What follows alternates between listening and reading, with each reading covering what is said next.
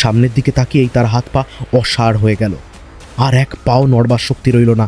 সে দেখল অমল কার্পেটের উপর চিত হয়ে হাত দুখানা ছড়িয়ে পড়ে আছে। তার কপালে একটি ক্ষত, সেই ক্ষত থেকে রক্ত বার করে একটি লাল ধারায় কার্পেটে পড়ছে। ক্ষতটি দেখে সুরেশের মনে পড়ল, এই রকম ক্ষত হয় রিভলভারের গুলিতে। আরে পাওয়া গেছে যে, এই যে একখানা টাইপ করা চিঠি, এতে এই খুনি কে কেন খুন করেছে তা পাওয়া যেতে পারে। দ্য ভয়েস ব্যাংকের পক্ষ থেকে আপনাদের স্বাগত। আজকের বাংলা অডিও স্টোরি একটি রহস্য, একটি মৃত্যু, আর সেই চিরন্তন প্রশ্ন, খুনি কে? সন্দেহ, ভয় আর গোপন সত্যের জটিল জালে গড়ে ওঠা এক রোমাঞ্চকর কাহিনীতে প্রতিটি চরিত্র লুকিয়ে রেখেছে এক একটি অজানা দিক। সত্যের পথে যত এগোনো যায়, রহস্য ততই ঘনীভূত হয়। কে খুন করলো অমলকে? দারোগা বাবুই বা কি পেলেন চিঠিতে?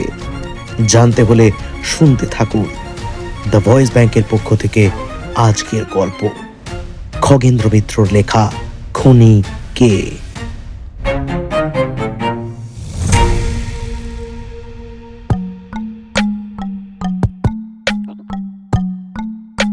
অমল ও সুরেশ দুই বন্ধু। সুরেশ থাকতো পেশোয়ারে। কলকাতায় বেড়াতে এসে উঠেছে অমলের বাড়ি। বাড়িতে অমল একা থাকে, দোতলা বাড়ি। অমল অনেক টাকার মালিক। পৈতৃক সম্পত্তি তো পেয়েছে, মাতৃক অর্থাৎ দাদামশাইয়ের খান্দুই বাড়িও মাস কতক হলো তার হাতে এসেছে। এক মামা, সেও আবার পাতানো। টাকা পয়সা পেলেও অমলের মাথা ঠিক আছে, সে বাবুগিরি করে না। শখের মধ্যে যা দেখা যায় তা হচ্ছে এই বই কেনা, কেবল কেনা নয়, সেই সঙ্গে পড়াও। সে উত্তর ভারতে বেড়াতে গিয়ে সেবার পেশোয়ারে সুরেশের বাড়িতে অতিথি ছিল। সুরেশ সেখানে রেলে চাকরি করে, মাইনে যা পায় তা বেশ। সেখানে খাতিরও খুব। অনেক দিন বাংলাদেশ ছাড়া, তাই কয়েকদিনের জন্য বেড়াতে এসেছে।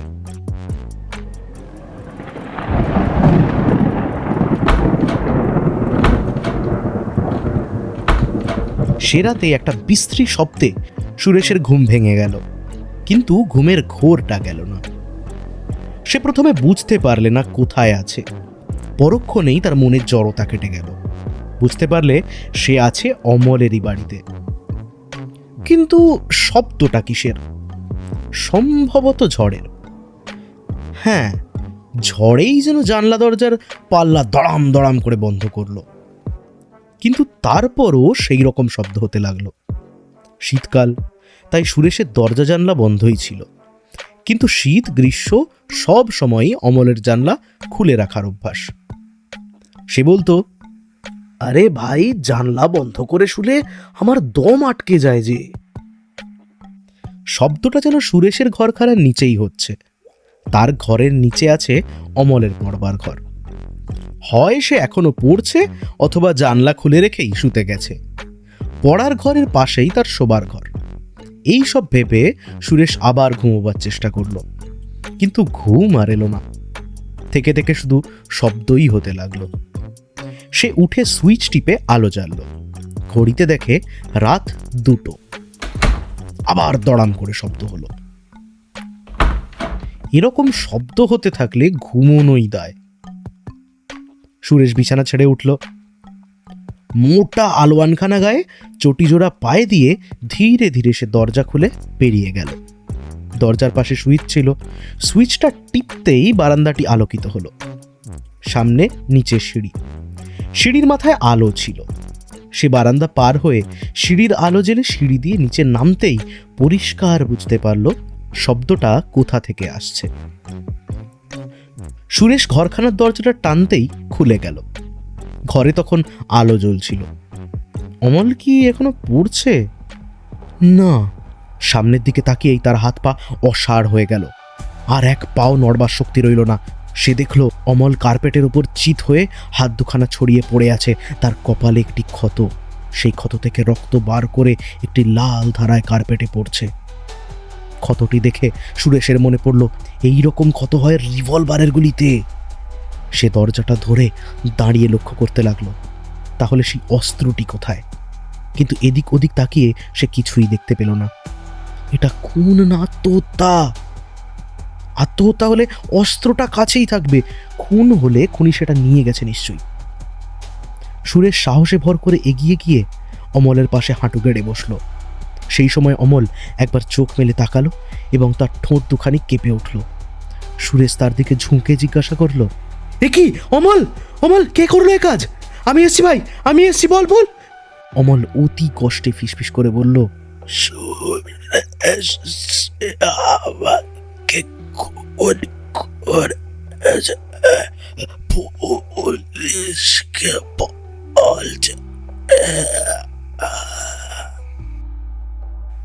ঠিক সেই সময় জানলাটা এত জোরে শব্দ হলো যে অমলের ক্ষীণ কণ্ঠস্বর ডুবে গেল। সুরেশ আরও ঝুঁকে তার কানের কাছে মুখ নিয়ে বললে, আমি শুনতে পাচ্ছি না অমল, কে বল, কে বল। কিন্তু অমলের কণ্ঠস্বর চিরদিনের মতো থেমে গেল। সুরেশের হাত পা আর চলল না। সে অষাঢ়ের মতো তার দিকে তাকিয়ে হাঁটু গেড়ে বসে রইল। কিন্তু একটু পরেই স্বপ্নের মতো মনে হলো সেখানে আরও ওকে এসে দাঁড়িয়ে আছে।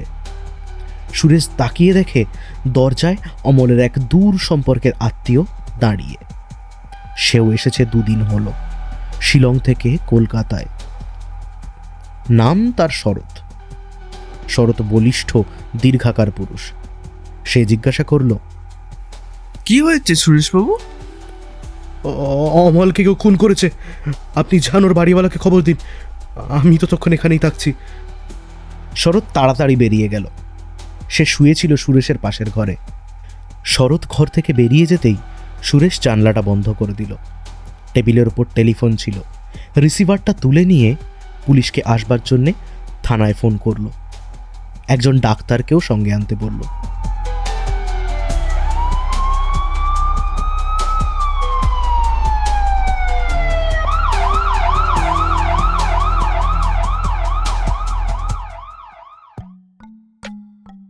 পুলিশ যখন এলো তখন হল ঘরে কয়েকজন জমা হয়েছে।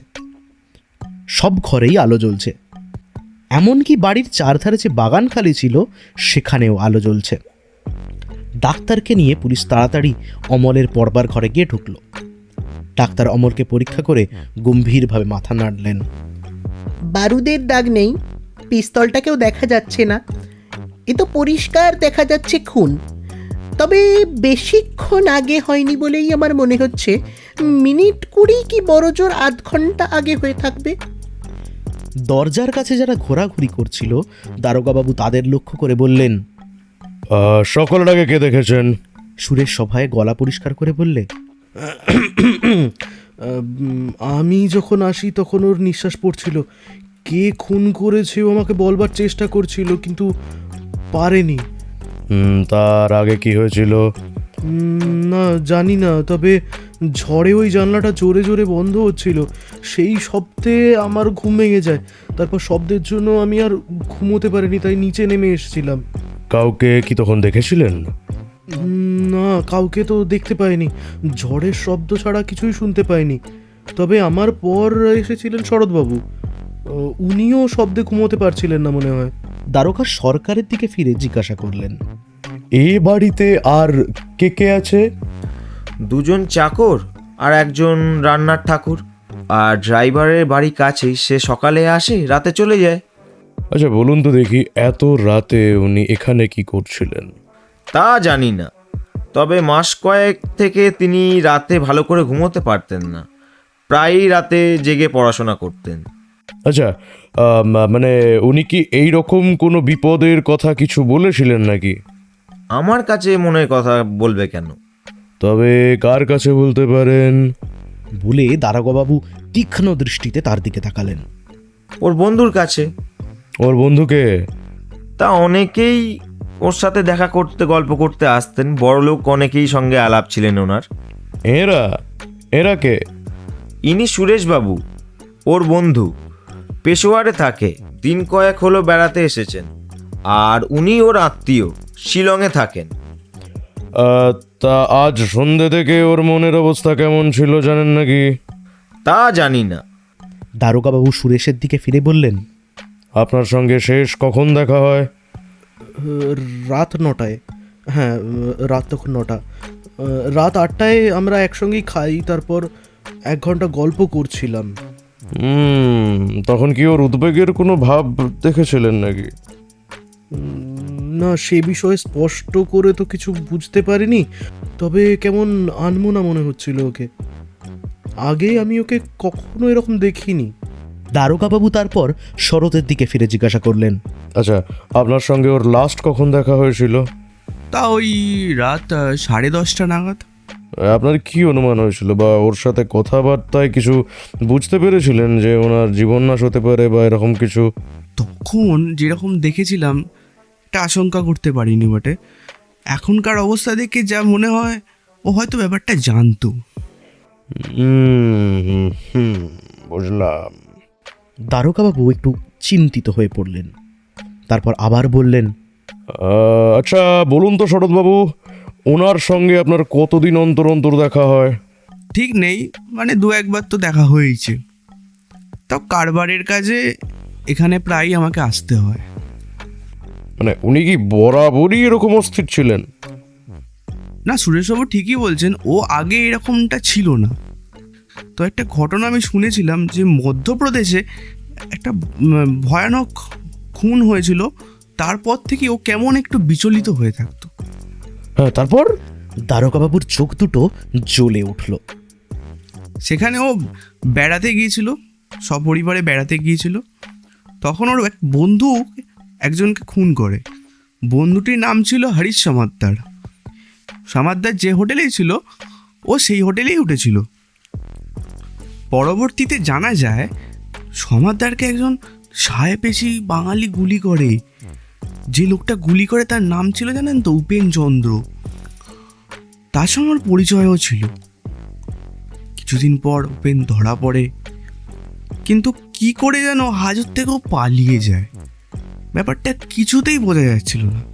এই খবরটা কি আপনি জানেন নাকি? বলে যান। উপেন তো আর ধরা পড়ে না স্যার। বলে শরৎবাবু চুপ করলেন। না, মনে পড়ে না ব্যাপারটা। আচ্ছা, উনি বিয়ে করেননি কেন? জানি না বাবু, বলতে পারবো না। দারোগাবাবু তারপর সুরেশকে বললেন, আপনি কি প্রায়ই ওর সাথে দেখা সাক্ষাৎ করতেন নাকি? না, একেবারেই না। সে সম্ভাবনা খুবই কম ছিল, কেননা আমি থাকি ভারতের এক প্রান্তে, ছুটি বড় একটা পাই না। আর ও নিজেই আমার ওখানে যেত, হয়তো বছরে 1বার কি 2বার এরকম। দারোগাবাবু চুপ করলেন। তার একটু পরেই বললেন, হ্যাঁ, আচ্ছা বুঝলাম। আপাতত আপনাদের এখানে আর দরকার নেই, তবে চাকর বাকররা কেউ যেন কোথাও না যায়, পরে সকলকে আবার দরকার হতে পারে। আপনারা এখন বাইরে যান, আমি ঘরখানা ভালো করে পরীক্ষা করব। যান যান, বাইরে যান, তো বাইরে যান। সকলে বার হয়ে গেল। দারোগাবাবু পরীক্ষা করতে লাগলেন। দরজায় দাঁড়িয়ে রইল কনস্টেবল। দারোগাবাবু দেখতে লাগলেন। আরাম চেয়ারের পাশে একখানি ছোট টেবিলের উপর একখানি বই খোলা পড়ে আছে। আচ্ছা, বোঝাই যাচ্ছে অমল বইখানা পড়ছিল খোলা জানলার দিকে, সামনের দিকে না না না না পেছন দিকে, পেছন দিক ফিরে বসেছিল। আচ্ছা, খুনিটা হয়তো সোজা ঘরে ঢুকেছে। সে ঢুকতেই অমল বইটা নামিয়ে রেখে খুনিটার মুখের দিকে তাকিয়েছে, সঙ্গে সঙ্গে কপাল লক্ষ্য করে ঠাঁই করে গুলি করেছে। আচ্ছা, গুলি করতেই কার্পেটের ওপরে ওইভাবে পড়ে আছে। আচ্ছা, সেই রকম করে। আচ্ছা আচ্ছা আচ্ছা, কিন্তু পিস্তল চললো, গুলির আওয়াজের কি হলো? আচ্ছা, বাজ পড়ার আওয়াজ, হয়তো বাজ পড়ার শব্দে পিস্তলের আওয়াজটা ডুবে গেছে। ঘটনাটা খুব সহজ হবে না, এর ভেতরে কিছু তো একটা আছে। খুনিকে পাওয়া কঠিন হবে, বুঝলি? তারপর কিছুক্ষণ চিন্তা করে একটা কনস্টেবলকে ডেকে বললেন, আচ্ছা দেখ তো এর পকেটে কি আছে। কনস্টেবলটা এগিয়ে এসে অমলের পাশে হাঁটু গেড়ে বসে তার পোশাক তল্লাশ করতে লাগলো। জামার পকেট হাতড়েই প্রথমে পেল একখানি রুমাল, দুটো চুরুট ও এক বাক্স দেশলাই। তারপর আর একটা পকেটে পেল এক গাছা চাবি ও একখানা নোট। পরক্ষণেই আবার প্যান্টের পকেটে হাত দিয়ে একটা জিনিস টেনে বার করে উঠেই বলল, ये क्या है? ये देखुन बाबू। দারোগা বাবুও দেখলেন একটি রিভলভার। তিনি সেটা কনস্টেবলের হাত থেকে নিয়ে পরীক্ষা করে দেখলেন তার 6টি খোপেই 6টি গুলি ভরা। দেখা যাচ্ছে এরকম কিছু একটা হবে উনি বুঝতেই পেরেছিলেন। তবে রিভলভারটা ব্যবহার করার সময় পাননি। আচ্ছা, দেখ তো আর কি আছে। আর এক পকেটে ছিল কতকগুলি চিঠি। দারোগাবাবু চিঠিগুলো কনস্টেবলের হাত থেকে নিয়ে আলোয় পরীক্ষা করতে লাগলেন। তারপর বলে উঠলেন, আরে পাওয়া গেছে যে, এই যে একখানা টাইপ করা চিঠি, এতে এই খুনি কে কেন খুন করেছে তা পাওয়া যেতে পারে। আরে বাপরে, এই যে আমাদের গোয়েন্দা বিভাগের খোরাক, একদম খাসা। আচ্ছা আচ্ছা আচ্ছা। তিনি কাগজখানি পড়ে সাবধানে ভাঁজ করে চিঠিগুলো একখানা খামে পুরে পকেটে রাখলেন এবং ঘরখানি আরও কিছুক্ষণ পরীক্ষা করে বেরিয়ে গেলেন। এরপর কেটে গেল বেশ কয়েকটা দিন। ভোরের দিকে তারা যখন মোটরে ফিরছে, মুখার্জি জিজ্ঞাসা করলেন, দারোগাবাবু, শরৎই যে খুনি এটা কি করে ধরতে পেরেছিলেন? আপনার কথার উত্তর দেওয়ার আগে একটা কাজের ফয়সলা করা যাক। চন্দ্রের কি হবে? আপনি নিশ্চয়ই তার বিরুদ্ধে আর মামলা চালাবেন না? না, শরৎ রাই সে পথ বন্ধ করে দিল। মিস্টার গুপ্তও বোধহয় আর এগোবেন না। না, এগোবার তো উপায় রাখেনি। গুপ্ত বললেন, মিস্টার মুখার্জি, এবার আপনার প্রশ্নের উত্তর দিই।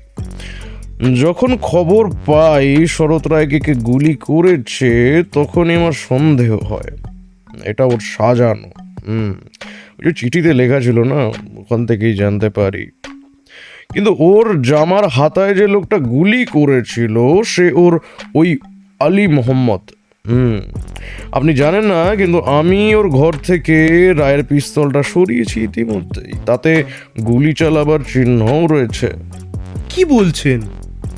হ্যাঁ, আজই আপনাকে দেখাবো।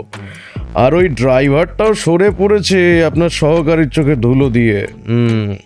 শরৎ রায় যে মাকড়সা এটা আমি আবিষ্কার করি তখনই। ওর উপর আমার কড়া নজর ছিল। ও থানায় খবর দিয়ে গাড়ি ছেড়ে দিয়েছে সত্যি, কিন্তু যেখানে এসেছিল সেখান থেকে আমারই লোক টেলিফোন করেছিল। সে ছিল ওর পিছু পিছু। লোকটা ভারী চালাক, বুঝলেন, ভারী চালাক। কতবার আমার চোখে ধুলো দিয়েছে তার ঠিক নেই। যাক, আজ একটু শান্তিতে ঘুমোতে পারবো। না না, এখনো নয়।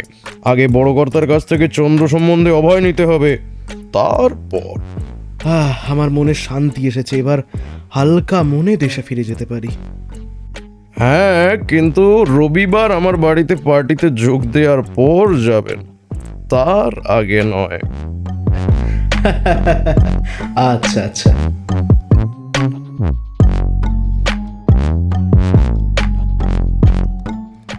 শেষ হলো আজকের গল্প। শুনছিলেন প্রখ্যাত লেখক খগেন্দ্রনাথ মিত্রের লেখা খুনি কে। শরৎবাবুর চরিত্রে অম্লান রয়, সরকারের চরিত্রে তন্ময় সাহা, গল্প পাঠ অমল, সুরেশ, দারোগা, ডাক্তার ও কনস্টেবলের চরিত্রে তুহিন। গল্পটি ভালো লাগলে লাইক, শেয়ার আর কমেন্ট করতে ভুলবেন না এবং তাড়াতাড়ি সাবস্ক্রাইব করে দিন। দেখা হচ্ছে খুব তাড়াতাড়ি একটি নতুন গল্প নিয়ে। শুনতে থাকুন দ্য ভয়েস ব্যাংক।